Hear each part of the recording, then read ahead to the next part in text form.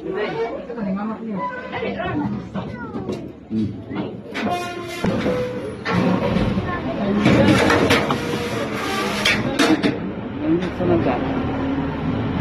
mabuhay and good afternoon, everyone. Welcome to White Lion Safari. By the way, I am Angelica, your guide for this tour. So, for your safety, please avoid standing while the tram is moving.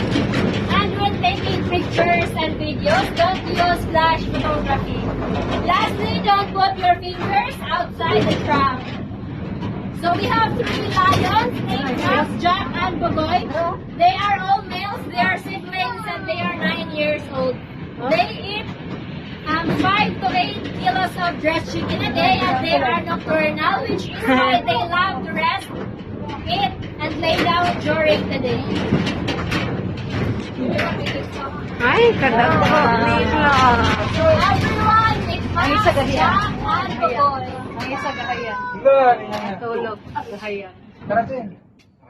Hi, B. Naghayang. So, si Bugoy kayo nasa babaw. Tapos kilid Si sa Bugoy ay anaad. Kasi nga lanan ko, si Max o si Jack. Asa si Max na? Si Max kanang Si Jack to yung gahay. Nanang kailam mo. May lahi na sila. Basta lang yun. Basta lang yun. Kita ka kaya? Sus, naghayang-hayang biya siya. Gamaan mo na mo si Siba. So, mas kanang active na sila during night. We have night safari, 5 p.m. to 9 p.m. Mura din na sila ugis, no? Jack. Mura din na ugis pa. So, ilang feeding time kay 5 p.m. So, are you done taking pictures? I-prepare lang yung camera mo kay si Bugoy nasa doon.